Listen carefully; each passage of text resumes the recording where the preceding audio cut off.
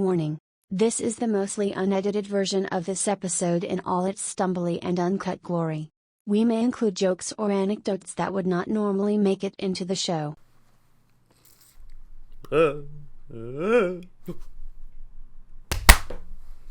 Banging. Nice. Psych. I haven't actually written anything for this little bit, but anyway. Well, it's only hello goat gang wagwan, isn't it?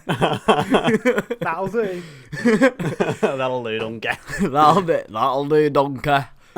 Oh yeah, YouTube can hear this, can't it? Hello, Yeah. YouTube. Hello, Hi, hello, Seb. YouTube Hi, listeners. Ed. If you're listening to this, you are a dedicated Goats fan, and this is your little hello from me, Mork, the best of the Goats gang trio. He's not. Actually, the best of the Goats gang trio isn't even here. Vinny, Seb, invite Craig. Oh shit! Okay,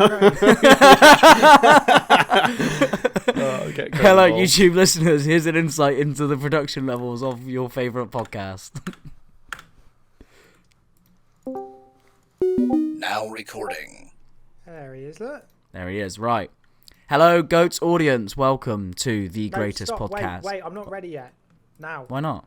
Because I have to hide Craig from the recording and stuff. Sure.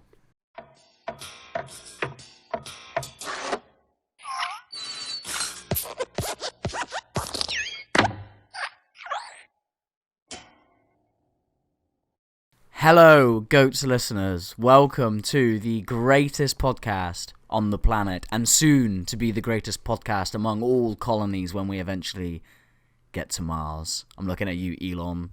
Oh, Let's don't get look at us Elon. there. Don't look at Elon. Elon's Why? fucked it. He's really biffed it. He's having a right mare. Well, yeah, but, you know, he's still going to send us to Mars, so Largest loss. come on, colonies. Largest loss of wealth of a single person in recorded history. Wow. Yeah, he's got it to spare. Or he does, to be fair. But yeah, anyway. He's not Anyway, as rich, talking he's about- not as rich as you think he is. He is really rich, but Are we doing an Yeah. episode of Goats where we talk about Elon Musk? no, we're not. I just look, we'll cut all this, but he's not. All his wealth, It's tied up tied in the companies, yeah. yeah, like is in shares. capital. He does his actual like Yeah, but is you know. all the super billionaires are, though, like Gates and... I know, but it makes The you Amazon realise that when guy. people say someone's Benzo. won like they're like, oh, this guy's worth like a quadrillion dollars, and you're Yeah. like, well, he sort of is, but It's he's worth, actually- it's not money in the bank, it's assets, Yeah. and their assets are their businesses, cash. aren't they? yeah, and like Yeah. he doesn't own or like he couldn't sell it all. Like if he No. sold it, he wouldn't get all that money. Like it's just not. Oh Yeah. no. It's, There we go. anyway, sorry. That was none of that should stay in. Not Talking about Elon Musk's misfortunes, how are you two both? Have you been misfortunate enough to lose the largest net worth of any living man in history, or have you had a much better week than that? My net worth is actually 0 right now. Yeah. Like actually, like genuinely. Like we had to do this thing where, God, this is so much private information, but who cares? We pay our rent Here it comes. on the 24th, right? Which is really annoying. Yeah. So, but I get paid on the 1st. So so basically when we first paid our rent, Luce had to cover my bit, and then when I got paid, I paid her back, so on and so forth. And I was like, that's really annoying because there's like 5 days where I owe Luce like half our rent. That's really annoying. So I spoke to our letting agent. I was like, can we move it to the 1st? He was like, yes, that's fine. I was like, oh, great news. So he's like, but you got to pay like all the money for this month and the extra week. And I already haven't been paid. So I already didn't have enough of it. So I literally had to take the money out of every... You know how you have your like banking orifices? You have like your main hole, and then maybe you have a savings hole, and then you have some other weird places where you like some ISA you set up 5 years ago that you've only Offshore put like account. 50p in. Yeah. You've Offshore got some account for fucking- tax evasion. You got some crypto on Revolut that you've never used. I've got some fucking euros that I've like changed when I went to Belgium. Michael, why have you done that? Is that messed the whole thing up? Yes. Why are you now in Portugal? Because Vinny's really quiet. Don't worry about it. The YouTube listeners won't care. They will care. It'd be really they won't. annoying. Oh, for God's sake.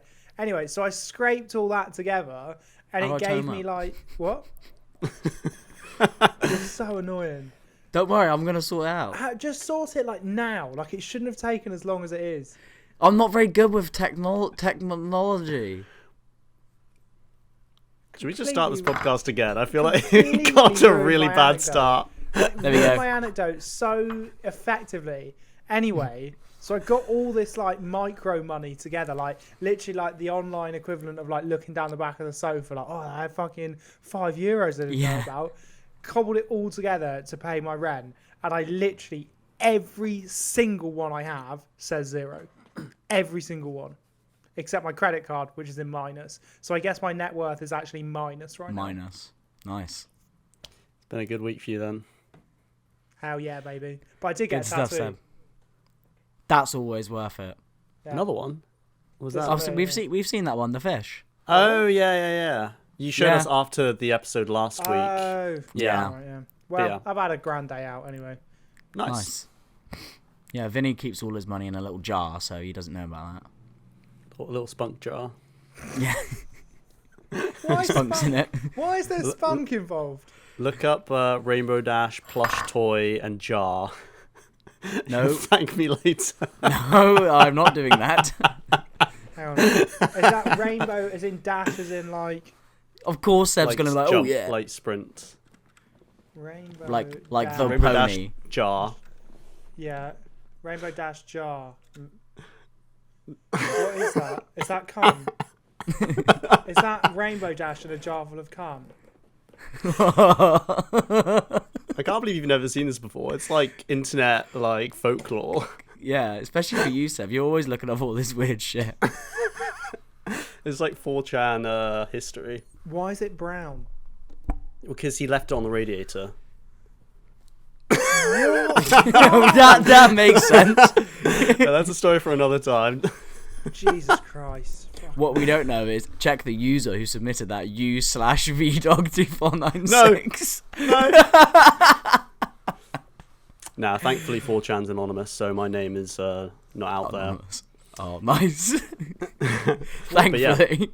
But yeah, other than that, yeah, I've had a great week. I saw you in person, obviously, Mork, on Friday night. Went out Yes, with my you brother, did. who is Yep. a fan of the show. Hi, Ben. What's up, Hi, Ben? Ben. New patron. He was starstruck. Yes, and he's a new patron. So yeah, Yep. thank you for that as well. I signed his ball sack. And Mork signed my brother's ball sack. It was a bit weird. We were all very He didn't drunk. have to use his tongue, but he chose. Yeah. In the middle of the pub. You didn't have to spit on it as well. It was a bit, wasn't right. He didn't have to warm up his hands like this first, but he just did. Didn't have to do that and laugh beforehand. Come here, boys. He definitely didn't need to finger his arsehole, but anyway. But yeah, I've been good. I did my first ever, I think my first ever adult overtime shift today. Wow. I think Wow. ever. It was only an hour, but I feel very adult. Wow. You worked longer than your contracted hours for more money. That's a big Yeah. step. 1 hour. Wow. 1 hour. One whole hour. Nice. Yeah, but yeah, how are you doing, Mork? Pretty good. Yeah, like I said, saw you on the weekend. That was a great night. Battered you and your brother 2v1 at pool. Oh yeah. Always a good result. Yep. I was a bit of a pool shark, Seb. I was like, oh, I've never played pool before. For every single day at Potters. Oh The thing about 2v1 though, people are always like, oh, I beat you 2v1, but having 2 is a hindrance. It is a little bit. I know what it you can mean. be, yeah. It's an enormous hindrance because you set up a shot and then your fucking partner just biffs it. Yeah, true. So I think the alcohol was more of a hindrance, to be fair. I was really drunk at that point. I was wobbling. same. I was like, "Oh god!" No. That's when I noticed how drunk I was when we started playing Yeah. pool. It was when we were walking home that I noticed how drunk I was. It was when I was lying in my own vomit the next morning when I realised how drunk I was. But I did manage to clean up most of it. oh, Vinny. No, Yeah. did you actually wake up in your own sick? No, I was just next to my sick.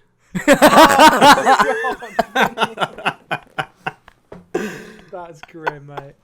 Yeah, Any- Good though. Anything else happen? Nope.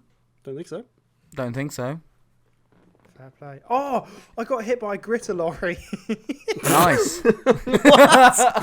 You only just remembered this. We'll move on. It wasn't very eventful. Cool. It just Okay. clicked me. Carry on. So anyway, should we get right into the show? Right in. Let's go. So, animation. It's been around like for ages and that. In fact, what Do happened? you remember at the start when you said you hadn't written the start bit? No, I'd How written is a very, this very long worse? time. No, I'd written a very, very long time. But then I thought that's not very Mork-like. I'll say it like that for a laugh.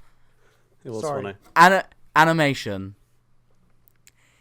It's been around for like ages and that. In fact, it can be dated back to the 18th century and can be done by anybody with a flip pad and a pen and that. It really started to take off in the 1920s when Walt Disney created Steamboat Willie and the golden generation of American animation started. Fast forward to the 1960s and anime is starting to be born. Then, in the 90s, hit TV animations such as The Simpsons and South Park come around, introducing a more mature and adult audience to the world of animation. Because of this influence, in around the 2010s or some 2010s, Teenies. Internet and flash animation starts to hit a peak with creators like OniNG, Psychic Pebbles, and Jared Wright, who have now taken internet short-form animation and gone to big-time TV. There were even some attempts by our very own VDog to get into animation, and those videos are still up today. Now, forward to the present day, where shows like Rick and Morty dominate the animation space, and its fans squeal the words, "I'm Pickle Rick, where's my Szechuan sauce?" at poor McDonald's workers. But through all these eras of animation, which show was the best? Which show had the best animation, or the best writing and characters? Which show is the absolute GOAT? Meh. It's over to you two. Who is going first to GOAT up the goatiest animated show? I don't mind going. Vinny, is it we'll just break the fourth wall quickly. Vinny, is it more sort of, is it going to be like a funny, would you rather go first or second? You got like a big reveal, or is it just pretty? No, I'm getting right. I've got an answer I've been very passionate about this answer for many years. Same. It's a very real answer. What a great episode where we both got a real answer. Let's hear Seb's first, just in All case right. Vinny's more passionate. We'll end on a passionate note. If yours is Family Guy, I swear to fucking God, Seb, Yeah, if you're passionate about Family Guy. So, obviously, we all love. Oh, stopwatch. Oh yeah. Hang on, I'll get up. Yeah, go on, mate. You should really be doing this. I can't do it. I'm mean, sorry. you can. I'm Excuses. a man of many Alrighty. talents. Timing people read scripts is not one of them. I'm ready. So, in the late 90s, what was bigger than The Simpsons? Well, nothing. But what if you could create something that was like The Simpsons, a bit more edgy? Fuck With some right jokes off. that you might not expect. Maybe a kind of dysfunctional family, more dysfunctional than The Simpsons, with a dad who's like a proper alcoholic, the son's a bit of a waster, a daughter they all hate, and like maybe the dog can talk and so can the baby. That would be hilarious. That is hilarious. In 1999, Seth MacFarlane. No, I'm joking. Yeah. So, Do you want me to restart the stopwatch? I knew that was a bit. Do you want me to restart? Seb, the trouble is Seb, when you that bit too many was times, hilarious. when you bit too many times, the bit is more obvious than not bitting. Yeah. So I shouldn't have Yeah. bit the bit. You guys didn't bite the bit. You knew it No. was a bit. We knew it was a bit. Anyway, so before I reveal to you which animated series I've chosen, I'd just like to tell you a little bit about it. The series I've chosen has only 4 half-an-hour episodes and 1 full-length movie. However, every single one of those episodes and the movies has been nominated for an Academy Award, and every single one has over 95%, normally 100% on Rotten Tomatoes. Those 5 installments have taken 30 years to create. And excitingly, a new installment is set to come out next year on Netflix. But this sort of time frame isn't due to the lack of demand, but because the animation process renders about a second of footage a day when the animation process is going at its fullest. And that animation process is stop motion or claymation, depending which way, how American you are. I think I know what you're going to go for. So episodes can take, installments, I should say, can take upwards of a year to film. However, despite being only on our screens for less than 5 hours, the characters, their names, and their tastes have become British icons. I am, of course, talking about that wacky inventor and his loyal dog, Wallace and Gromit. Now, like, cheese! Oh, this is good, Seb, you've struck a heartstring with me, because Wallace and Gromit, the first one, A Grand Day Out, is like one of my best childhood memories. Do you know what? I just genuinely took it. I took it completely seriously. I was just like, I actually love Wallace and Gromit. Maybe it's a bit sort of wholesome and a bit like cringe, but I genuinely fucking love Wallace and Gromit. So obviously, Wallace and Gromit's first adventure, as you just mentioned, A Grand Day Out, was actually started by Nick Park, the creator of Wallace and Gromit, as his graduation project for film and TV school in 1982. However, because he chose to animate it using stop motion and a literal metric ton of plasticine, he just ordered a ton of plasticine to his workshop, and that's what he started with. A Grand Day Out wasn't actually finished until 7 years later in 1989. And he was able to do that because he got a job at Bristol-based, go on you Brizzos, animation studio, Aardman, indeed, who allowed him to carry on working on the film in his spare time. And obviously this film, as me and Michael watched it quite recently actually, features the cheese-loving Gromit. He does look a little bit different to how he does now, but he's pretty much still features Wallace. The cheese-loving Wallace, who does look a little bit different, but he's got the same pullover cardigan with the tie and everything. He's just he's quite fingerprinty. He looks really creepy in the first one. Like, have you watched the first one recently? Really. I watched it the other day. Yeah, it's terrifying. It's like a horror film. No, it's good. It's really charming. It's like all the fingerprints and stuff, and how he's like. He's just he's got the face of a cold-blooded killer. Like, there's no emotion behind his eyes. It's like Jaws. And that scene where he's like smacking the hammer and the thing's like bah, bah, bah, bah, bah. It's like really loud, and he's just going like a robot like that. There is more emotion in the dog. Like, no, the best bit is when he's like drawing the thing. He's like, and he draws the thing, and he starts doing the like rocket bit, and he's like, and he's like scratching it so hard, it's almost like he's having like a psychopathic rage. It's like it's supposed to be wholesome, like he's like, we're blasting off into space, but it's almost like he's like planning like a bombing explosion. He's like, rah! I think he gets really angry. That bit, even as a kid, I was like, fucking hell, what's this guy on? No, specifically the bit where where he's down in the basement building is quite creepy. Spoiler alert, they build a rocket, they go to the moon because they're looking for cheese. And but the bit where they're building the rocket downstairs, it is creepy. And I think it's because there's no music. It's just like all noises, and like there's no like happy music in the background, so it becomes quite like visceral. I also think he's just not having a lot. There's not a lot of expression on his face. Like he's very like cold. It just in the first one, like all the other Wallace and Gromits, there's a lot more expression. So they're building this rocket to go to the moon, but on the production side of things, the voice of Gromit, why do I keep putting fucking Gromit? The voice of Wallace, obviously the fucking dog who famously doesn't say a word. The voice of Wallace was performed by the long-established and well-known actor Peter Sallis for the incredibly lowball fee of 50 quid. And basically Nick Park just out of the blue sort of was like, maybe I think Peter Sallis would be perfect for this role. He's got this perfect like West Yorkshire accent that I think represents it really well.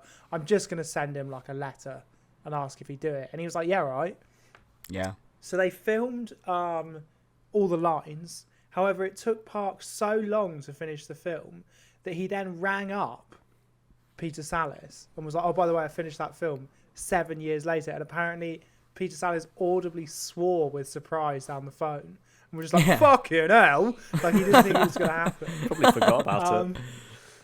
But yeah, so obviously A Grand Day Out comes out, has a screening at Bristol, and it is just huge. It's an instant success. It's got all of those things that we now associate with Wallace and Gromit. It's quite British. It's got all this sort of like twee, charming humour that everyone finds very funny. It's somehow both inoffensive but slightly edgy and a bit creepy, which I think people just like enjoy. It's got a lot going for it. And it was in fact so popular that it was in fact so popular that it received Nick Park's first Academy Award nomination. So the first film he directly produced and directed was nominated for an Academy Award. Now, it didn't win.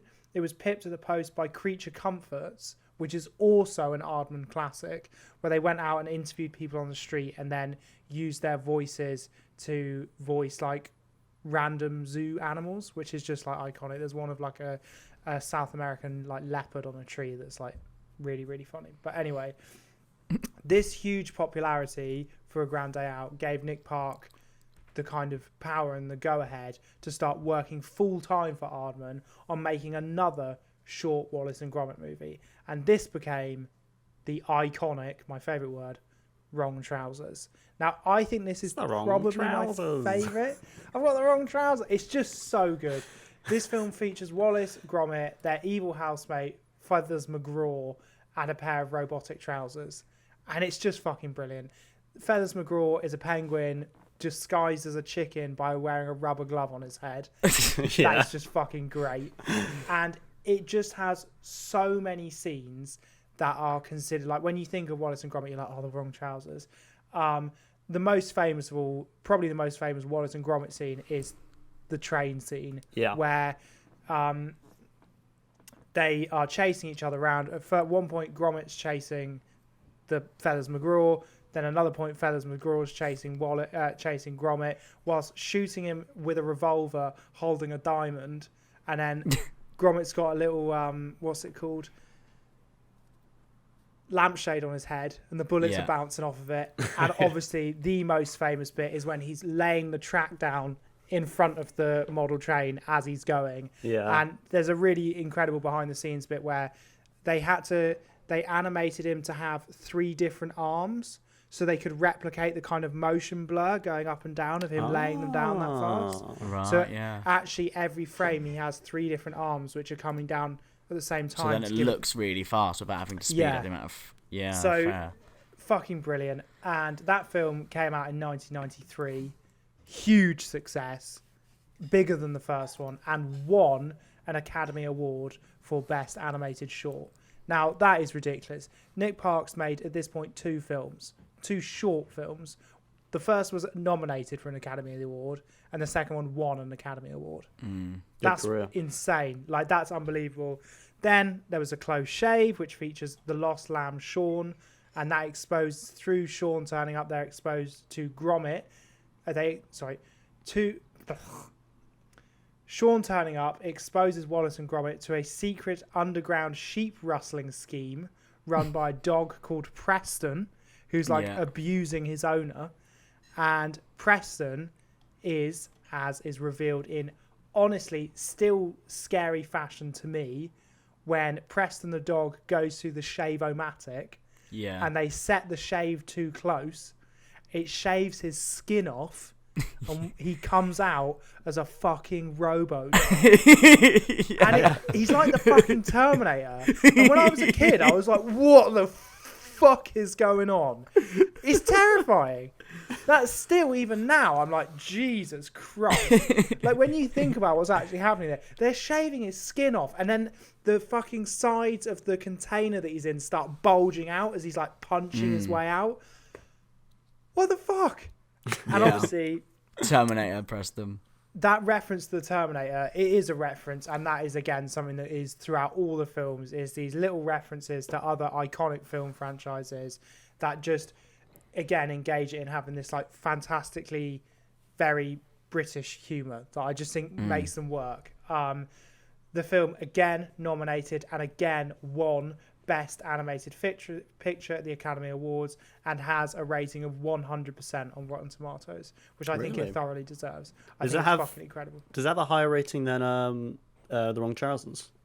Yes, it's I think it's their highest rated one, but it doesn't come up on as many of the lists as you expect of like the top films because it doesn't have that many ratings. I think it's only been rated by like 30 people, like 30 journalists, but all of them gave it a 100%, which I think it thoroughly deserves.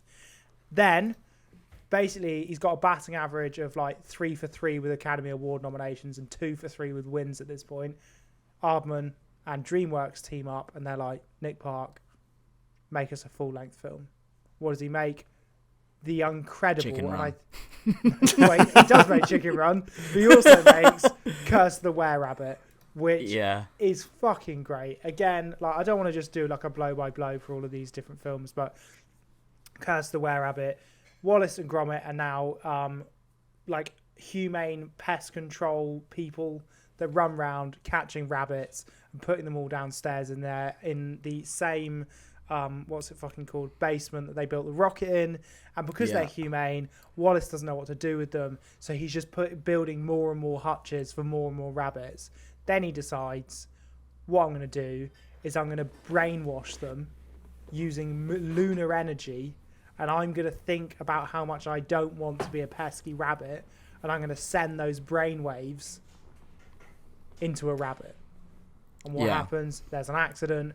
That fucking bit where their two heads get wedged together and they're fucking freaking out. Again, genuinely terrifying. Wallace becomes a were-rabbit.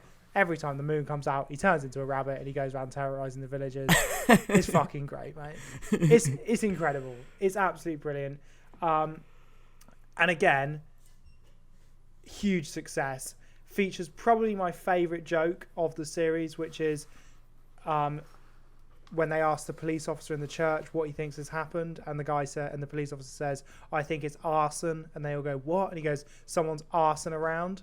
Fucking great. Classic. And that just represents the perfect blend of funny, a little bit rude, a little bit clever, that I think really sets Wallace and Gromit above the rest. And I think is what makes them so endearing.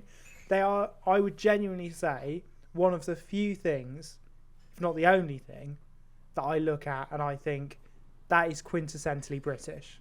That's like a very British thing. Yeah. And I'm proud of it. There's other stuff where I think that's very British, like watching football fans hurl bricks at fucking the Estonian police. And you're very proud of that, aren't you? And that also fills my heart with pride for England. England! No, but yeah, genuinely like super British, super like of that very specific kind of humour. And I think that goes for every single one of Wallace and Gromit's adventures.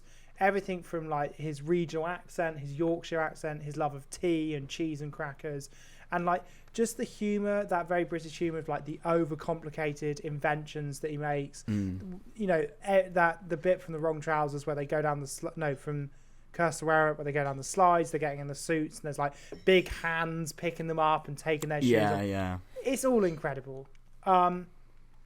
And you know, it doesn't end there. There was then a what's it called? A Matter of Loaf and Death, which was about a bakery themed serial killer. Another great movie. I'm not going to do a blow by blow of that, but also contains another of my favourite jokes, I think, of any film, which is when Wallace gets a bomb in his pants, and so Gromit fills them with dough to like stop the blast going off. Yeah. And then he runs to one window and there's some ducks. And then he runs to another window and there's some nuns outside. And then the bomb goes off in his pants and exposes his bare arse cheeks to the nuns.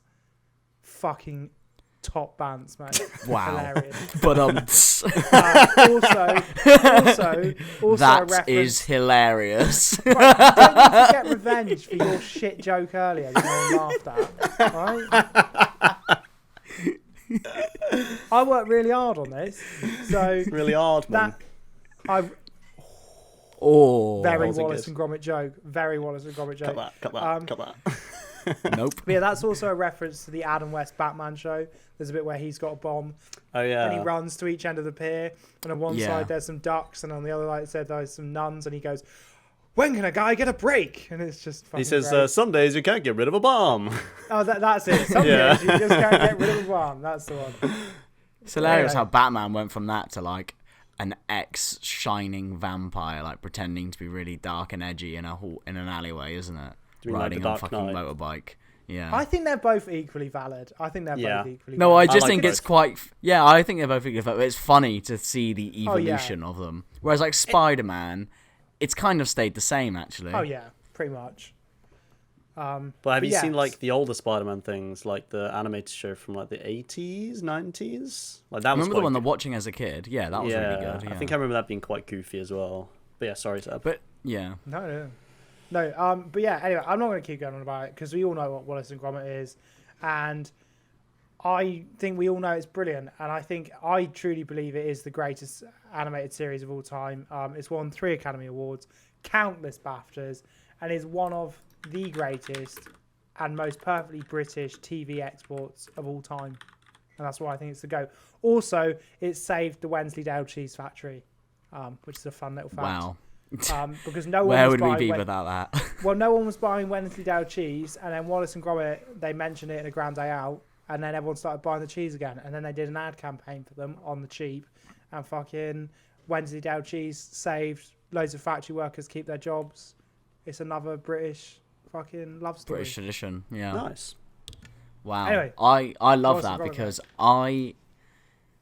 I love Wallace and Gromit. I disagree. The Grand Day Out is the best one for me. It's just the Grand Day Out is the goat of the Wallace It's and so Gromit creepy. ones. It's so I just, creepy.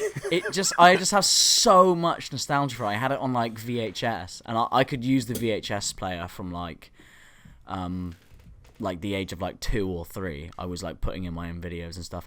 You know, make your mind up about how great my childhood was when using a video of Wallace and Gromit was like the peak, but it was the peak. It was so good. I fucking loved just popping that sucker in and seeing the robot like clang around and like the money yeah. runs out and it like freezes as it's about to hit him on the head and just is like shaking. And Wallace is like, oh, what the fuck is that? And it's got all its stuff in its drawers. And then you feel bad for it because it's just sad. All it wants is like a friend to like go skiing and stuff. And then it keeps the skis, doesn't it? Because it gets the bent bits of metal and it's skiing. Like it's just the first one is for me by far the best one. I think it's just like a sign. The fact that everyone has a favourite Wallace and Gromit movie yeah, is a yeah. sign of how much of an incredible like franchise it is. That everyone has one. There's very few people. I don't know if I've ever met anyone who doesn't like Wallace and Gromit. Genuinely. Probably Jen, but she's a bit like that, Really? I reckon. She's not really into any like British institutions other than like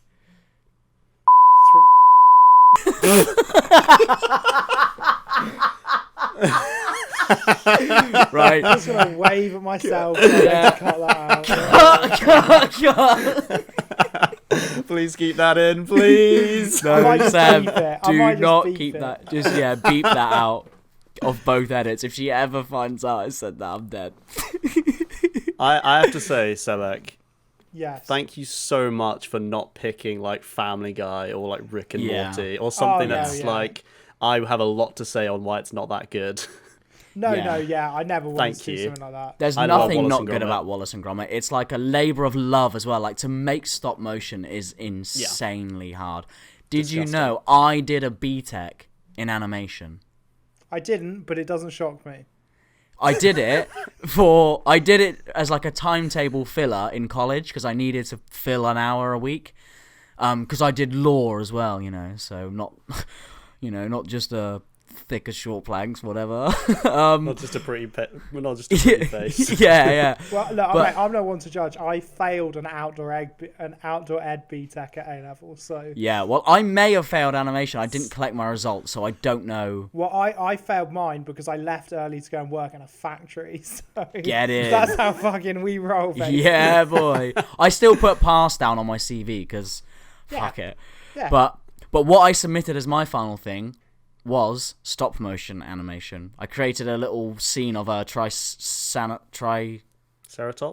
No. Tyrannosaurus Rex eating a Triceratops. Nice. And Vinny, you'll know, we did a little bit of stop motion animation when we were kids. I loved it. Lee Hardcastle, shout out, UOG, makes some amazing, stop motion on YouTube. I really like graphic and gory ones. They're fucking great. He's done stuff like Is that the one with well. Pingu?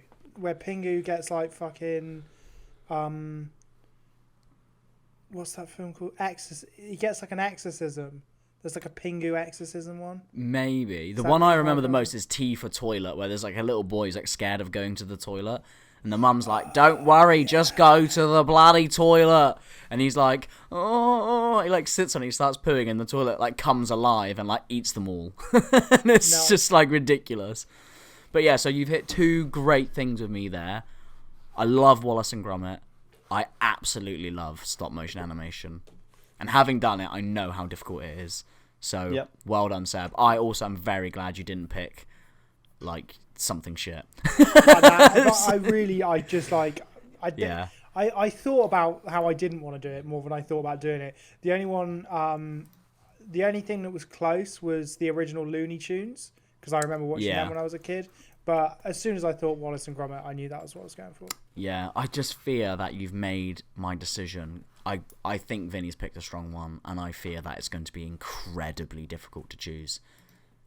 Nice. Because Wallace and Gromit's so good. Well, we got a good episode cut out for us, I think. Yeah, Can it you might be a draw. imagine if Vinny pulled out Rick and Morty now? I don't think he would. Just shout wubba dubba dub dub and then like left. Well, talking about wubba lubba dub dub, it's time for the game. To bring it a little bit more low brow, I've got a great game for you. What I've got is stories about animation. Some of them are true, some of them are false, some of them I've made up. No, I'm only joking. This is Who Said That Line? What I've actually so it's got... like catchphrases. Yeah, it's some lines, and I'm going to give you three options. Who said the line? And these are particularly difficult, I think. I haven't just done wubba lubba dub dub or... I'm Pickle Rick. Yeah, I'm Pickle Rick's not on the list, or like, I'm not fat, I'm just big boned. You're not going to hear any of that. I thought for a second it was like it was gonna be like animators talking about animation and lines. I was like, wow, that's really impressive. I can't wait to dig into this. And it's like, nah, wobble lubba dub dub. No, it's not gonna be wobble lubba dub dub. We should probably stop saying character. that because we might get cancelled if we make too many Rick and Morty references, I reckon. But anyway, right. So, question number 1. For you, Vinny. Pickle Rick went last. Is it Pickle Rick? No, it's not. Peter Griffin. No. Who would win a fight, Tommy Pickles or Peter Griffin? Damn it! I should have done Who Would You Rather. Anyway, right. I need to deliver these lines. So laughing is not. Who would you rather fight? Right. Oh no! Please don't say Tommy Pickles. He's a child. Pickle Rick, but when he's gone like Super Saiyan with all the fucking animal bones and that, or fucking Peter from Family Guy, but with that episode where he's done steroids. Right, should we move on to the game? Right. Cool heads. So, line number 1, Vinny. Mm-hmm. Well, yeah, I'm sad, but at the same time, I'm really happy that something can make me feel that sad. Butters. That's Your Butters, options are BoJack Horseman, Butters, or Morty. I know the exact episode of South Park. I'm a massive autist with South Park. I know this shit. It's Butters. Correct, it's Butters. I have autism. Well done, Vinny. Ooh. Yeah, Diagnosed. you do. You really do, because I scoured for. I wanted to pick a Butters line, and I scoured for an obscure one. That was the most obscure I could find. Yeah. So well done, well done. I know the exact scene. Right, Sebek, over to you. And he's already pulled out a bit of a lead. I fear he might do quite well in this quiz, though. So, Seb, line number 2. Stupidity got us into this mess, and stupidity will get us out. Was that Rick Sanchez, Koala Man, or Homer Simpson? You know that bit in Peep Show where he's doing the like names on the band names, and the only bands he can think of is Coldplay and the Beatles. Yeah, That's exactly how I feel now. I'm just like Rick or Homer. It's Rick. Like, I don't know. I've never heard of Koala Man. It's a new series. Okay. I think I know the answer. Stupid. It sounds like a more like Homer Simpson thing to say, because he always has those like lines that sound like vaguely poetic, but they actually don't make any sense. So I'm going to say Homer Simpson. Homer Simpson. Sure, not Rick Sanchez. Stupidity got us into this mess, and stupidity will get us out. You doubling down, Homer Simpson? You saying that makes me want to pick Homer Simpson more. Then you would be right, because it's Homer Simpson. Ding, ding, ding, ding, ding. Yeah, that Happy of course was days. Homer Simpson. Anything to do with stupidity normally means Homer Simpson said it, because he's fucking stupid. Right. Vinny, line number 3. Excuse me, coming through. What are you here for? Just kidding, I don't care. Was that A, Eric Cartman, B, Rick Sanchez, or C, Scooby-Doo? Who definitely famously isn't doesn't Scooby-Doo. talk, you fucking idiot. No, he does talk. He just goes. No, he says, Raggy, be back, Raggy. Yeah, it's the reason why I'm laughing is as I read the word Scooby-Doo, I was like, "Fuck, he doesn't even speak properly." Okay, is it either Eric Cartman or Rick Sanchez or fucking Stewie? When you said that line, I immediately did think Rick Sanchez. I think I've heard Rick say it in Rick and Morty, so I'm gonna go with Rick Sanchez. You are gonna go with Rick Sanchez. Now, would I put a Rick and Morty reference in here? Yeah, you're Given quite the lazy. recent controversy. Yes, I would. It is Rick Sanchez. Well done, Vinny. What was the line again? You got that right. It was, excuse me, coming through. What are you here for? Just kidding. I don't care. That's such a Rick and Morty thing to say, isn't it? Fucking Ed. It is, yeah. Everyone hang suddenly on. hates the show. What? Everyone suddenly hates the show just after the No, I past actually 5 quite days. I do quite enjoy it, but like, I think it's decent. I think it's fine. I think it kind of peaked probably in the second or third season. A long time ago, yeah. I think like that, like we don't give a shit about anything. We can do whatever we want thing. It starts to wear a bit thin. It's a bit like Deadpool. You know, it's the same kind of shtick. Yeah. It's funny once, but after a while, the jokes kind of get old. Yeah. Okay, What's up? I thought I just fucked up my thing, but I didn't. I just accidentally. Okay, don't worry. I'm back on track. So, Vinny, you got that correct. 2 points. We're doing very well. You've both got all of them right. Will that change now? Seb, over to you. Next question.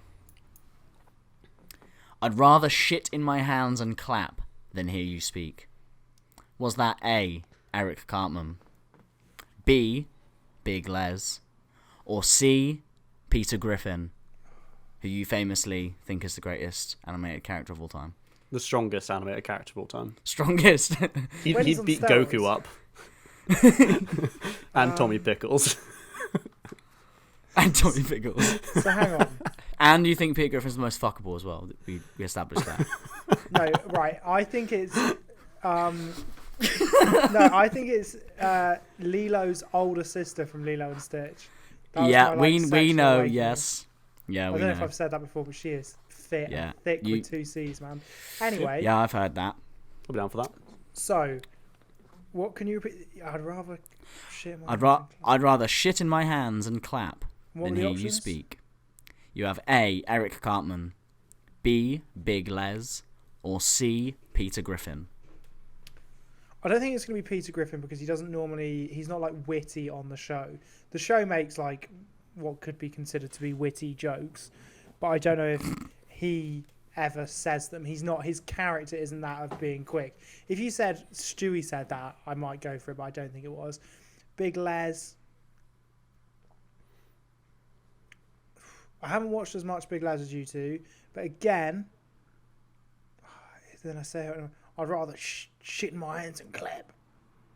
That does sound like the sort of thing he'd say. He doesn't have a Cockney accent, by the way. It's Australian. He's very famously Shit in Australian. my hands and clap, you little fuck. I'm Big Les. That does sound like the sort of thing he'd say.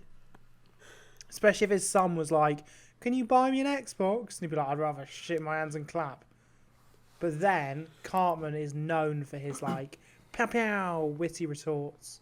I'm gonna say Eric Cartman. I've not watched any South Park, so I really couldn't tell you. But Really? Okay, so Seb, you are saying Eric Cartman. You have unfortunately got that one wrong. It's Big You Les, would isn't have been right with Big Les. Yeah, your thinking was Yeah. right. I'd He's rather talking shit in my hands and Norton. clap than hear you Is it speak. Norton? Yeah. Yeah, it is. Yeah. Unlucky Seb. You nearly got it there. You nearly got it there. I pulled defeat from the jaws of victory. Yes, you did. Yeah. Right. Vinny, over to you. Your last question. To win the tie, actually. Oh, shit. And then Seb to get a bonus point, maybe. Get some resounding, like, I don't know, pride or some shit. So, Vinny, if dolphins are so smart, why do they live in igloos? Dolphins, Eskimos, who cares? Was that A, Koala Man, B, Stewie, or C, Eric Cartman? I think I've heard that line before. Yeah, I think I have as well. So I don't think it's Koala Man because I haven't actually seen that series yet. It doesn't sound like something Stewie Griffin would say. Because he's too clever. I don't know why I'm giving you the hint, but I feel like Stewie's whole character is that he's clever, so he'd know that a dolphin. He's clever and he's gay. That's his entire character. Yeah, Oh, and he's He's British. gay? yeah, he's super gay. He's like very, Alright. very, very flamboyantly gay. Yeah. I've not seen very much Family Guy. There's that actually, when I whole think about it. episode where he goes on like a gay getaway with Tom Cruise. There's a whole episode. That actually sounds about pretty that. funny. So I'm gonna go with Eric Cartman. I'm gonna go with Eric Cartman. You're gonna go with Eric Cartman. Vinny, you've gone with Eric Cartman. And you would be correct. That is what Eric Cartman did say once upon a time. Well done, Vinny. 3 out of 3. Fucking hell. Should have known. On the spectrum, mate. You can tell. can't Should you? have known. I'm quite So- pleased with 2 out of 3, to be honest with you. Well, you haven't got 2 out of 3 yet. So far, you've only got 1 out of 3. 1 out of 2.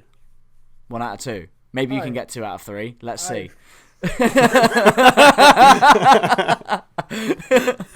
Right, Seb, over to you, mate. I'm quite pleased For with this thing that famously hasn't 2 happened. out of 3. The last line of the show. Whose line said that? Whose line is it anyway? What done said that in it?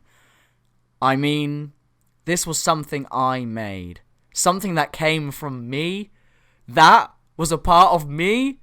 The only thing I ever made that was any good.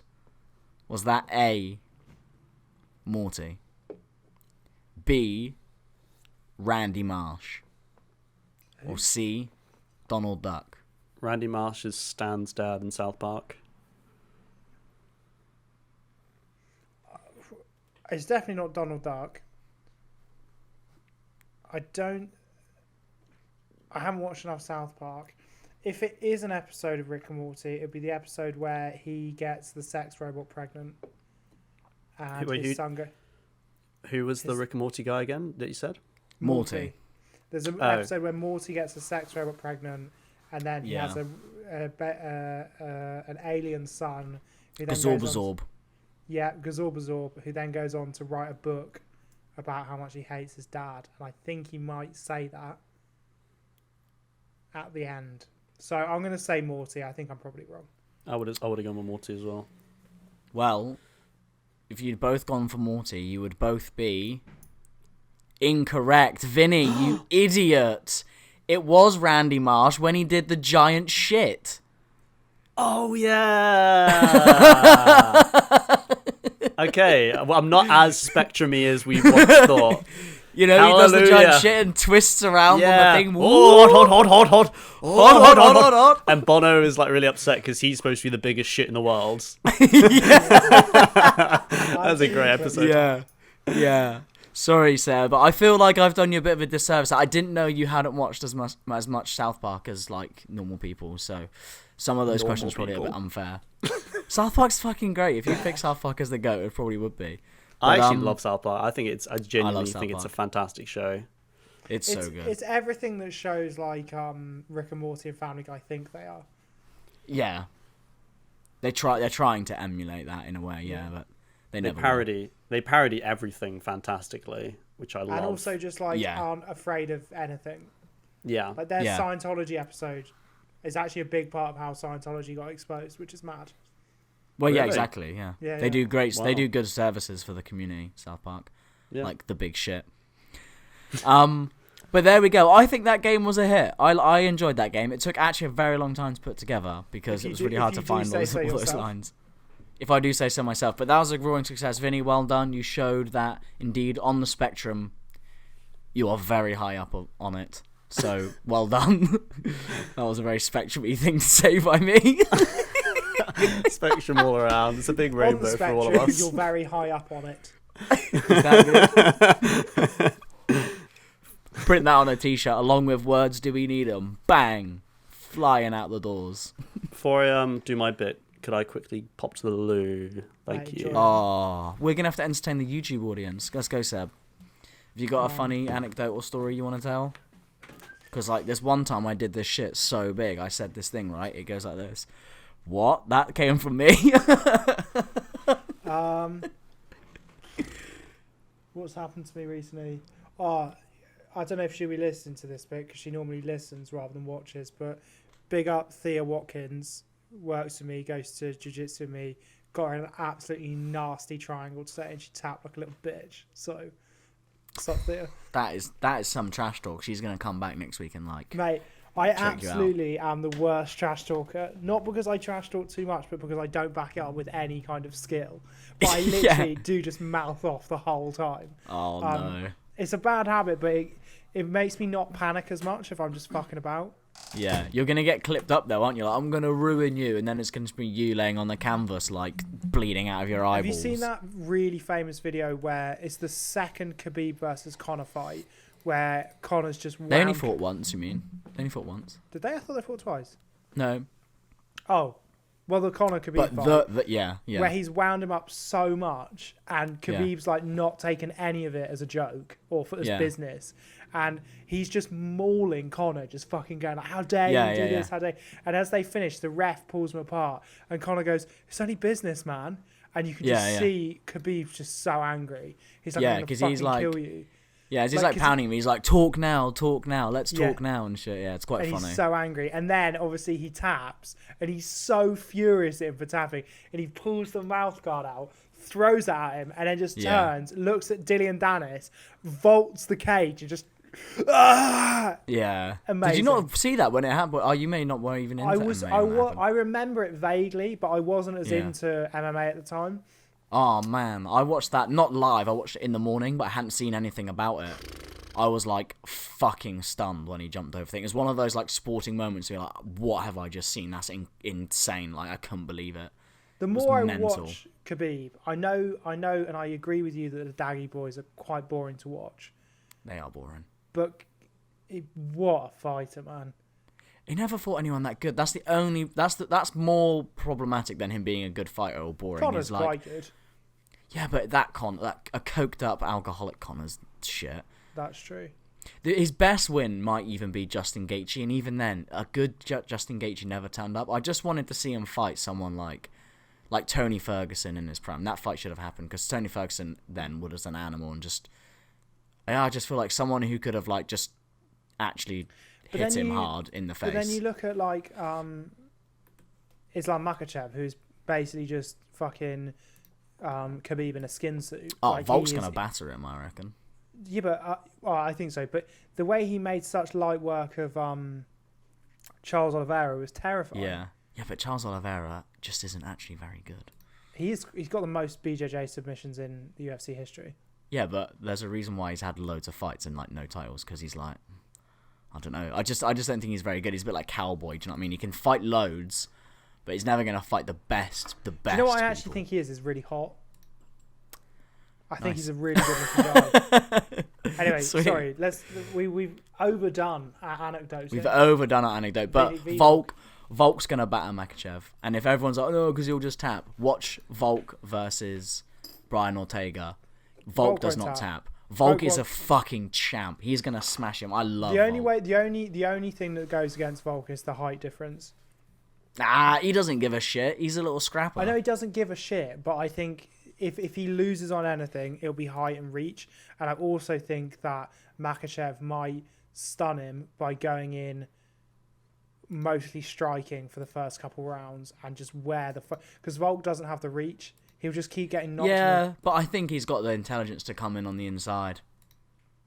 If anyone can come inside and just, like, get him against the cage and start, like, bashing him with uppercuts and shit.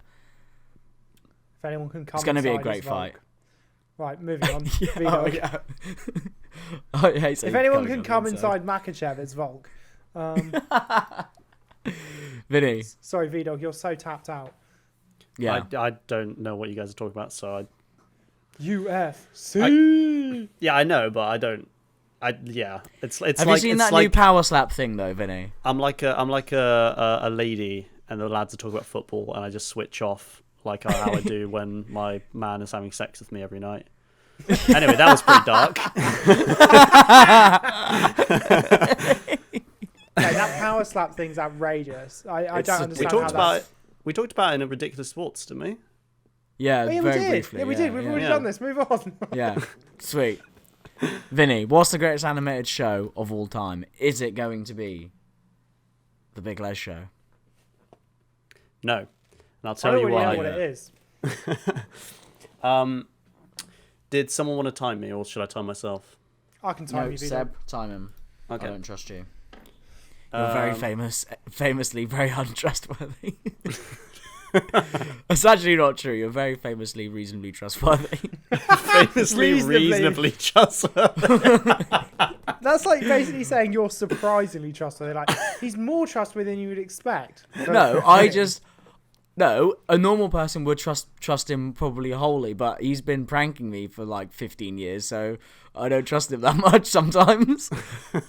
That's fair. Or sometimes I trust him more than I forget. Do you know what I mean? I forget that I should proceed with caution mate, sometimes. No, we don't even need to do this. I've had whole days with Vinny where I don't know if he's doing a bit or not. And I'm like, is he doing a bit? Is this a bit? Is he annoyed with me or is this a bit? And then at the end of the day, I'll be like, yeah, it's just a bit. And I'm like, for fuck's sake. That's 24 hours I can't get back. He's a little snake. Christ. Right. Anyway, I'm ready. Right. Adios. Okay, so obviously, as we found out from the middle section, animated shows are extremely near and dear to my heart. I'm very autistic about them. So there was a lot to choose from, but the one that I chose, and to be honest, I've had this opinion that this is the greatest animated show long before this show, The Goats Show, has existed. And it also boasts 100% on Rotten Tomatoes that I just looked up. Ooh. And a whopping 9.3 on IMDb. Pretty crazy. But yeah, so what I've picked is Avatar, The Last Airbender. That's right, not Nice. Family Guy. By M. Night Shyamalan, very famously like one of the worst movies ever made. Is that the one? The movie, that's what I'm talking about, the really bad movie. So, I'm going to start with the plot, and it's quite simple, and especially because the show literally starts with the plot every single intro. If you've ever watched the show, you'll know, long ago, the four nations lived together in harmony, then the Fire Nation attacked. But yeah, so the story takes place in a fictional world which is divided by 4 kingdoms, and these kingdoms are represented by a different element, those being water, earth, air, and fire. And they're divided in this way due to the fact of the magic in this world, this universe, whereby some people can manipulate these 4 elements to their bidding. And these people with magic powers are known as benders. Don't laugh. And so, like, the water tribes, they possess water benders. The earth kingdom, they have earth benders, so on and so forth. But nobody can bend more than one element. That is, except for the Avatar, who can bend all 4 elements to his or her will. Now, the Avatar is more like a spirit in a human's body, because every time they die, they're reincarnated immediately. So they're kind of like a god person, essentially, in this world. Now, as the famous intro goes, everyone was living in peace. Then the Fire Nation attacked, and the Avatar was the only one powerful enough to stop the Fire Nation on waging war against the rest of the world. But when the world needed him most, he vanished. And then 100 years later, a brother and a sister from the Southern Water Tribe, they discover the Avatar in a big block of ice. And after they thaw him out, it turns out that he is actually the Avatar that disappeared 100 years ago, and that he has just been in this block of ice for 100 years, completely unaware of this whole war and everything that's happened, basically. Was he... was he the one who was going to fight the Fire Nation? Or was Aang reincarnated? Was he the reincarnation? Because I swear, like, the one who was fighting the Fire Nation then disappeared was, like, a bloke. He was, like, all powerful, and they were like, that's why they're like, oh, fucking get him. Go and get him then, Avatar. And he was like, alright, I will. And then he, like, obviously disappeared. I don't see Aang being the guy who's like, yeah, I'm gonna fucking fight him, and then just thought, like, do you know what I mean? Did he die, and then Aang's the reincarnation? Basically, yeah. So the previous one to Aang, who's the Avatar of the story, he died like 110, 20 years ago, basically, to when the story takes place, and then instantly reincarnated as Aang as part of the air nomad people. He's like an airbender. Right, sure, yeah. And then he's like, they call upon him to fight because he's a kid. He's like, fuck that. No. That's not what happens. You just carry on telling the story because I'm fucking it up. Yeah. So he has no idea that the Fire Nation attacked. He has no idea that he thinks everyone's just like living peacefully. Everyone's having a good time, basically. And that's where their story begins. But what makes the story so good? Well, it is a show for kids. But for a show for kids, it's got some heavy fucking themes. And obviously, war is a huge theme throughout the series. And with that, it comes with themes of loved ones being murdered, such as the 2 Southern Water Tribe teenagers, Sokka and Katara, have their mother murdered by the Fire Nation years ago because she was a waterbender, and the Fire Nation are basically like, let's just cull everyone who has powers that could defeat us. So they end up just wiping out all these people, essentially. It's just genocide, basically. Yeah, essentially. And this tragic loss does pop out throughout the series, and there's even a brilliant episode in the last season where Katara actually finds the man who was responsible for her mother's death, but in like a big twist at the end, she decides not to act in revenge because she basically feels bad for him because he's like this feeble old man who's got nothing left in his life left living for. So that's nice. I would have probably just squashed his face, but you know. So is everyone able to bend, or is it just certain people? No. Certain people. Certain people.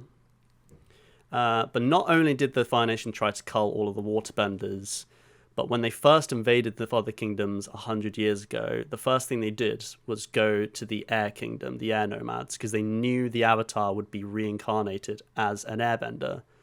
So they literally did do a genocide on all of the Air Nomads and murdered every single one of them, literally every single one of them, except for, you know, the hero of the story, Aang, who is the last airbender. Okay. Thus the name of the...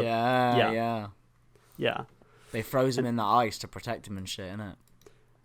No. Oh, they didn't... anyway. How did he get frozen in ice? It fell. you find out in like the 7th episode that basically he didn't know he was the Avatar growing up, but like the air nomads knew that he was, the people who like raised him, like these monks, and they knew he was the Avatar growing up, and they told him on his, I think, 10th birthday that he was the Avatar. He was this like person who was supposed to bring peace to everyone, and he was basically like, no, fuck that like noise. I just want to be like I just want to hang out with my friends and like be in the air temple all day for like the rest of my life. Like, this is what I love. So he runs away in a storm, and then to like protect himself, because he like crashes down into the waves, he like freezes himself like in a block of like air, which like freezes, and there he's just stuck in. Yeah, so it's completely coincidental that he goes off for 100 years essentially. Yeah, bit selfish. Yeah, well, yeah, he's 10 years old. He was told that he was like the god man of the universe. He's literally I like think. The messiah to save the whole world. It's quite And he was terrifying. like, fuck that, I just want to like play football on that. He'd be I just well want good to at play football as well. Xbox. He'd be so good at football. But yeah, as like, yeah, in the 3rd episode, they actually do visit the Southern Air Temple, which is where he grew up, and obviously it's 100 years later. Obviously everyone's dead, so all they find are the skeletons of his friends and the family he once knew. It's fucking dark, actually. It's really fucking dark thinking about it. So yeah, right out the gate, other than the super heavy themes, what's the other most captivating thing about the show? Sex. Well, it's obviously... What, sorry? Sex. Yes, it's all the sex they have. All the violent sex they have, yeah. I don't know. In this kids' it's show. anime, innit? They do weird shit in anime. It's not anime. It's anime inspired. But whatever. That's why people love it, yeah. Well, it's the magic system in the world. It's the elemental bending, and like I said, some people do possess this power to control an element, and this show really goes into detail with how like all the cool and super creative ways that people can use their like specific types of magic to like for like world building and like for like fighting and stuff, like such as, you know, the Avatar Aang himself, who is an airbender, and he uses his airbending powers to, you can use it to like glide through the air on this like human-sized kite thing that he has.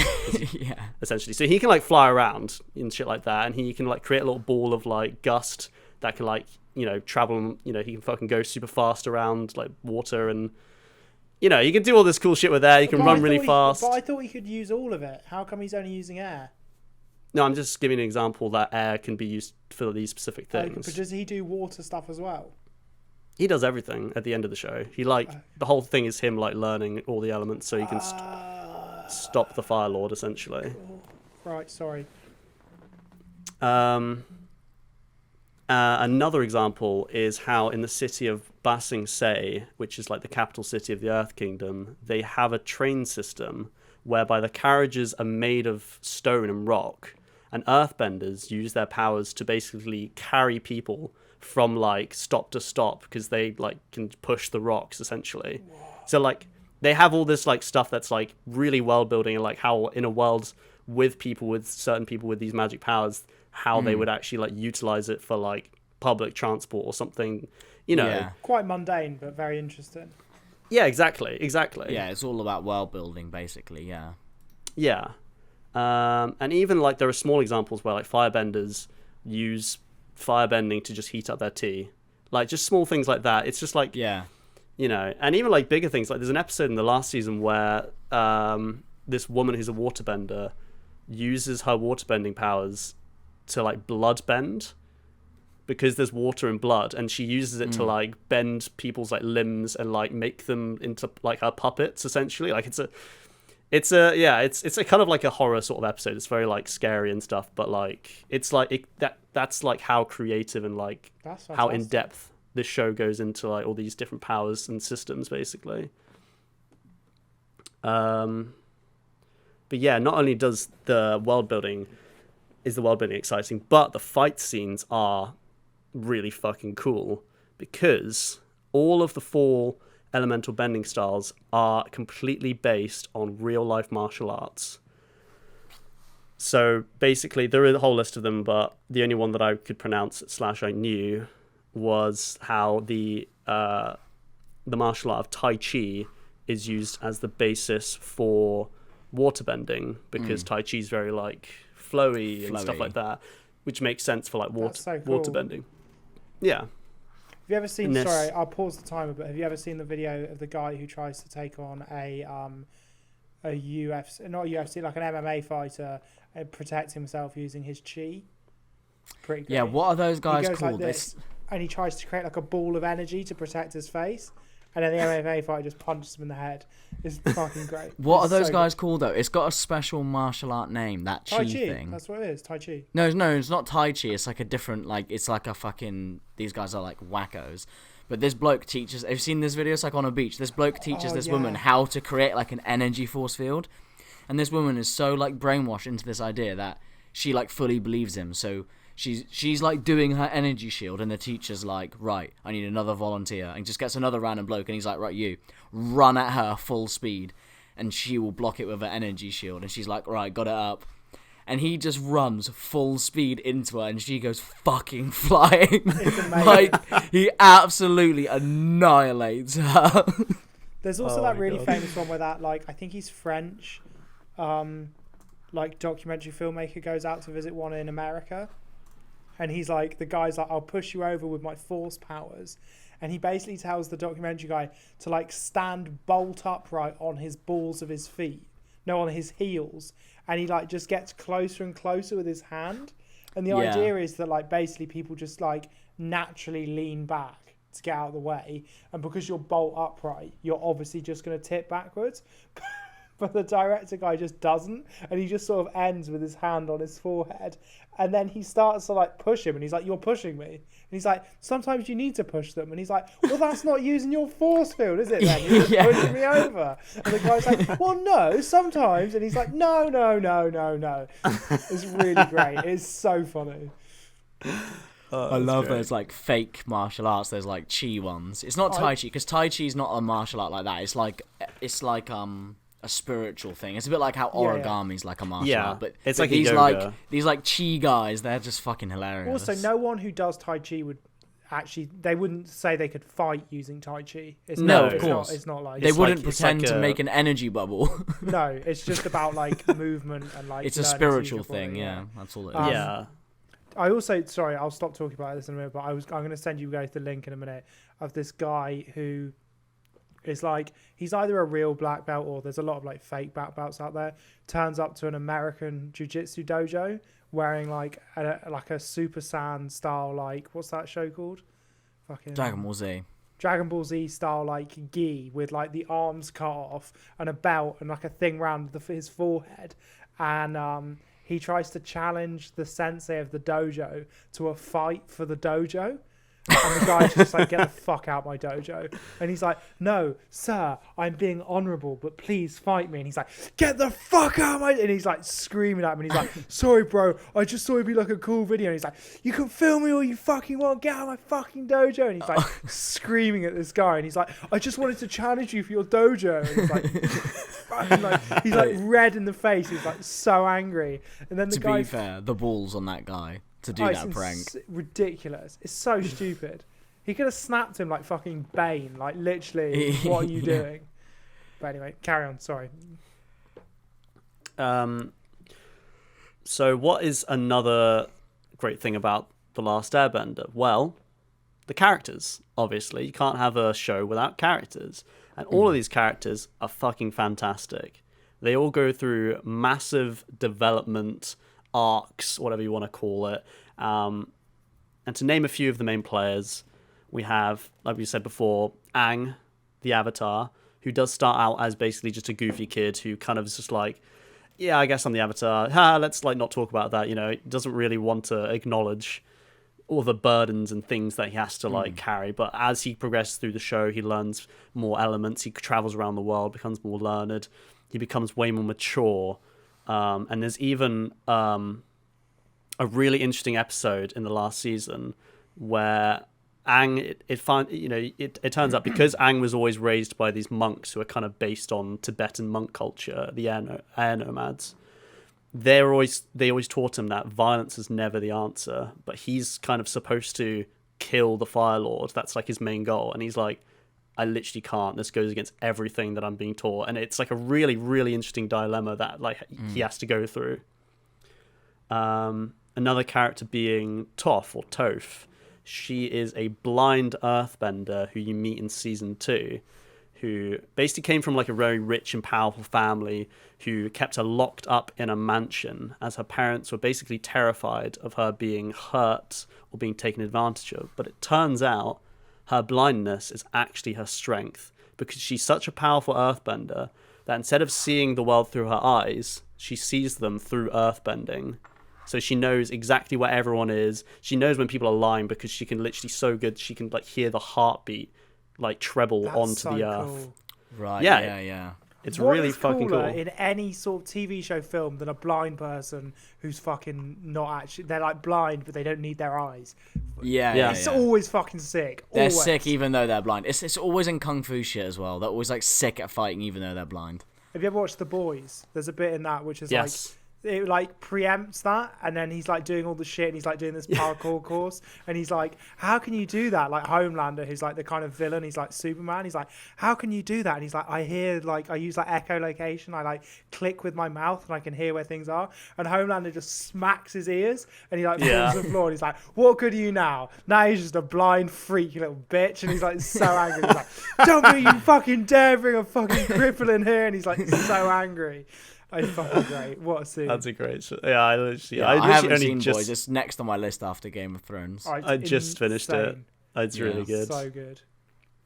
But yeah, other than Toph, there are the two favorites of the show, and they're actually two firebenders who start out as the series' main villains in the first season. Those being Zuko and Iroh. Now, Iroh is my personal favorite character. Is he the uncle? He's the uncle, yeah, the old like wise man. He's basically this old military general who was disgraced when he was set to conquer the Earth Kingdom's capital city, Ba Sing Se, but during the siege, his only son died during the battle, and he was so like heartstrucken by it. He was like, I can't do this, and like he just had to like basically leave disgraced, like, and not go on and conquer for like the achievements and whatnot. But basically, he's seen by the Fire Nation as it kind of has been, but in reality, he is this like wise old man who just fucking loves drinking tea and like guiding his nephew Zuko into the right direction. And plus, he's really fucking funny. He's just one of the funniest characters in the show. He's great. And now Zuko, on the other hand, he is the banished prince.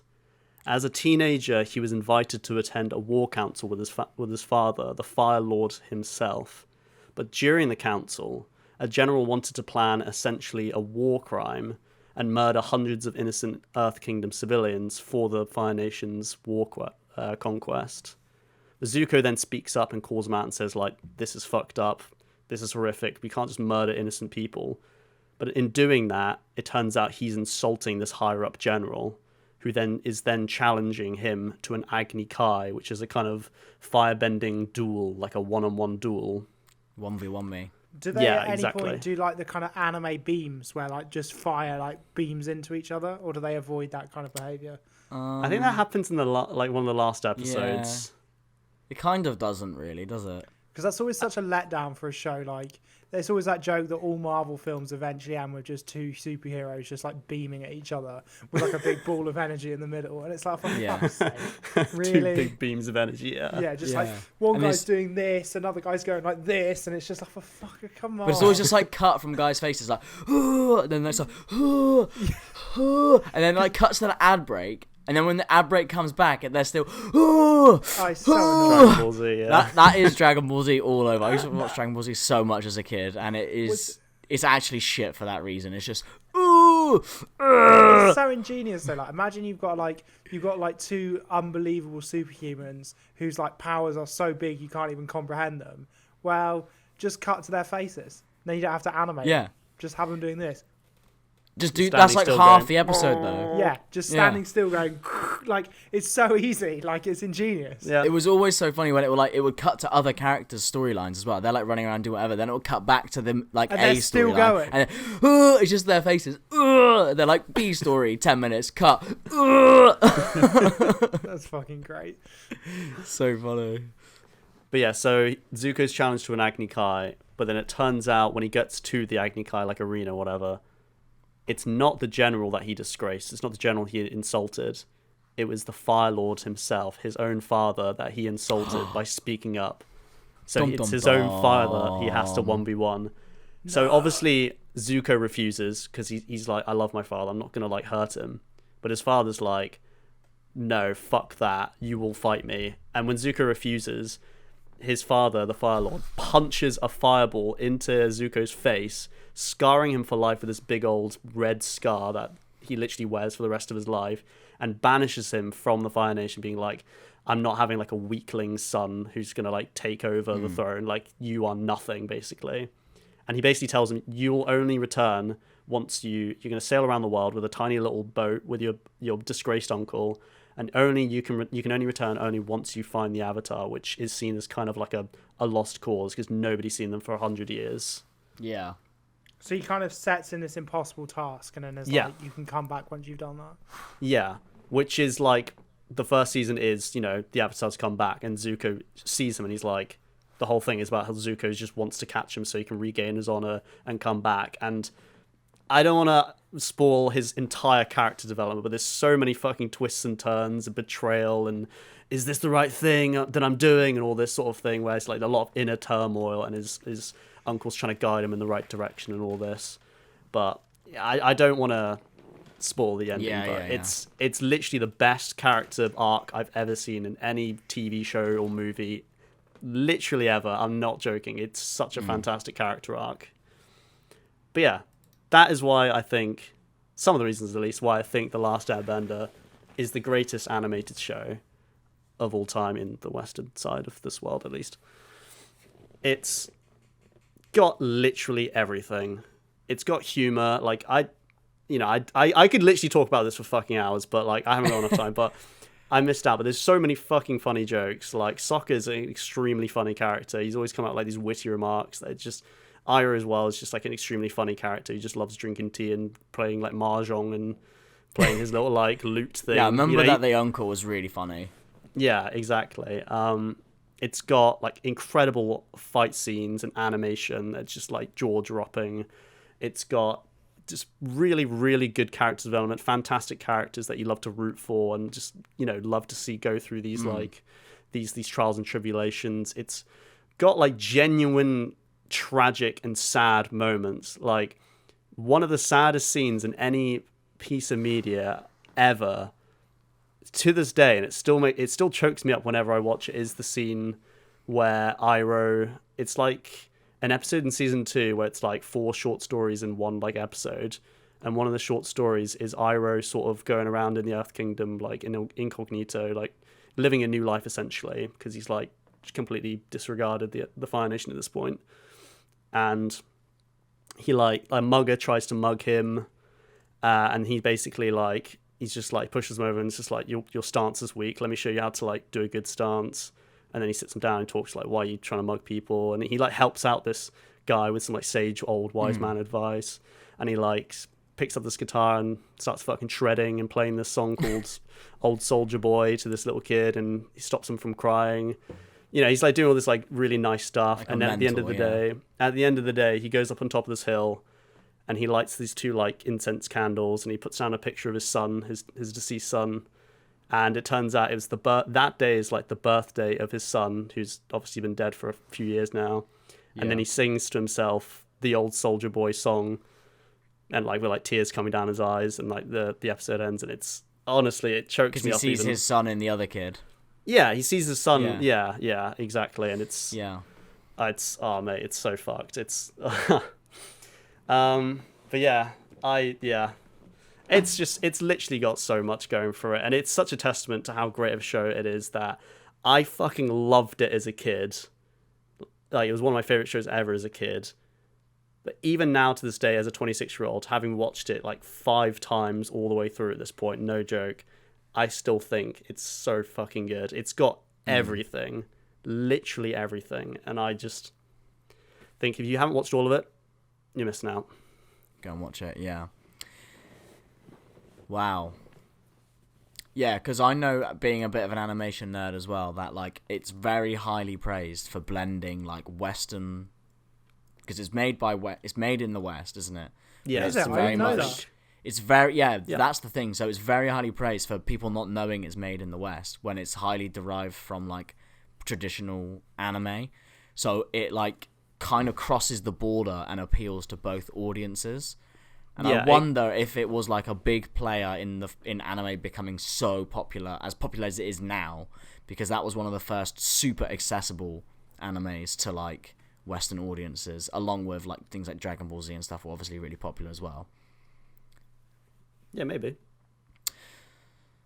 So yeah, this is a really tough one because, fuck's sake, can we just have both win? No, we've had Honestly. this before, and that's not in the rules, is it, Mike? Mike? Morg. Michael. Morkel. But I don't know how I'm gonna pick. I don't know how I'm gonna choose. Let's pick mine, mate. Or just pick mine. Just think about what resonates most with you. I think is what I always go for. That's so subjective. I can't do that. Go with what? That's our whole shtick. Right. Has I'm gonna Avatar: The Last Airbender ever saved a cheese factory? No. I'm just putting that out there. I'm not saying that's good or bad. I'm just saying. I'm just adding. Right. Pros and cons. Pros and cons. Let's go with it. So I just looked it up. Avatar had 60 something episodes. So I'm gonna weigh them all up now in like a little pros and cons list, right? So like animation style, probably tips it Wallace and Gromit, because stop motion is such a fucking pain in the ass, and I feel like it birthed stop motion publicly to be like actually that style, and every stop motion since has emulated that, like first Wallace and Gromit. I might be wrong. It might have been Wallace and Gromit emulating something else, but that's the way I sort of see it. And Avatar is also a fucking pain in the ass to animate because it's frame by frame animation, which is incredibly difficult to do. I mean, all animation's disgustingly hard to make. Let's not. Yeah. Other than like, yes, yeah, all animation is disgustingly hard to make. Animate. Go animate, yeah. And make all shows go animate. Pivot, remember Pivot? Yeah, Stick Pivot. Pivot was sick. So I reckon Wallace and Gromit has probably edged that one.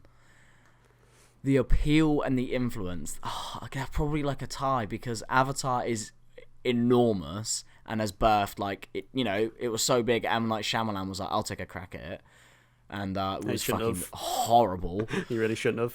Is there anything that man won't take a crack at? That's the thing. Yeah, true. It turns out he'd never actually watched the show either. Fuck's sake. Yeah, of course he fucking didn't. That was the whole point. But Vinny, you failed to mention about when Prince Zuko went on Who Wants to Be a Millionaire, and he like knew all the answers to the questions based on like real life events that sort of happened to him. You don't remember Prince that bit in Zuko? Avatar? What the hell are you talking about? Because the actor who plays Prince Zuko in the is he in the live action one is the Slumdog Millionaire guy. Yeah. Oh, Can't remember what his name really? is. Michael Dante. Yeah. Is that really? No, wait, not Michael Dante. No. He's got a different name, but yeah, it's definitely the same guy. I've never seen Slumdog Millionaire. Audible gasp. It's really good. Yeah, it's fucking great. Watch it. It's really good. Dante Basco. He was in Slumdog Millionaire. Are you sure? The guy who plays Prince Zuko in M. Night Shyamalan's one is the guy. Oh, from and Slumdog M. Millionaire. Night Shyamalan. Sorry, I thought you meant the animated, the good one, the one we're talking about. No, obviously not. That's the whole joke I was making. Anyway, so Wallace and Gromit influenced like stop motion, and in particular Britain. But the thing it probably does, I don't know how good its global audience is. Oh, it's massive. I'm not just saying that. It's fucking huge. Like, do American audiences resonate with Wallace and Gromit? Huge. Curse the Were-Rabbit cost 29 million to make, made like 150 million at the box office. Fair play. And then Avatar just said it crossed over the bridge between Western and Japanese animation and kind of like blended the two together in like a great little mix. I would concede that probably Avatar: The Last Airbender probably has a larger global appeal than Wallace and Gromit. Yeah, that's what I was meaning. I think it probably does. So there's points in both camps. Oh. Right, I'm not picking. You two fucking pick. No, you pick. But while you picking, I'm going to give you 10 seconds to pick. I just want to say a big shout out to one of our patrons, Keith J, who is just such a boy. He just fucking loves the show. He keeps sending us messages. He like follows us on Instagram. He's a patron. He's like the top tier Goats fan. I'm pretty sure we've already given him a shout out, but I saw he messaged us again, and I just thought, get on, Keith. Legend, Pick up Keith. Get on, Keith. Keith, if you're listening to this, please come and choose for me, because I genuinely can't pick. Right, so now I'm thinking. Are you? Wallace and Gromit, is that an animated show? Because it's only got like 4 episodes, and that's not really is it like a movie series rather than a show? It's like a franchise. Well, I don't actually think it matters. Series. But it is an animated series of short films. I'll give you. I'm just trying to get out of a little loophole to see if I can like fucking logic it, but I don't think I can. Right, fuck it. I've decided, and I'm going off what you said, Seb. I'm going off subjectivity, and just because it resonates so well in my child brain, I'm gonna give it to Wallace and Gromit because I love Wallace and Gromit Grand Day Out so much. But Thank Vinny, you. I literally could have just tossed a coin and picked Avatar or Wallace and Gromit because I can't. It's like that's the hardest one, easily by far the hardest one I've ever had to choose. I think that's one of the best episodes we've ever done because we were both really into it as well. Like I fucking love it. Because Avatar's so good, like it is so good, and everything Vinny said is true, and the animation is fucking great as well. Besides the characters and everything else, just the pure animation's great. But stop motion is like such a labor of love to be able to make it. Oh yeah, I don't know. I might have made the wrong choice, but I'm gonna go with Wallace and Gromit because I just love Grand Day Out so much. That's why. All right then. Well, thank you very much. I'll show my respect for the amount of effort and passion that Vinny put into his by not jumping out and shouting "See!" I thought about doing, and I thought it was inappropriate. That is my cat, Luna. Welcome to the show. She's been on before. Anyone got anything else? I'm quite hungry. No. I kind of need to go. Yeah. Shout out Keith. Shout out Ben Middlemost, our newest, bestest patrons. Oh yeah. Shout out Ben. Thank you. Shout out to Family Guy. Shout out Rick and Morty. Shout out to Family Guy. I'm Pickle Rick. Yo, that's great. I love that. I saw that on a mug once. Yeah, I saw a hat. I saw a bucket hat with weed leaves on it. Oh, whoa! That's so good. A bong once. Fucking, it's unreal. Whoa. They just subvert expectation and incredible. Oh, mate, you're just not intelligent enough to understand the meaning behind it. That's what it is. It's a show for people with high IQ. Wubble up a dub dub. All right then. All right then. Love you. Bye. Love you. Bye. Love you. Bye.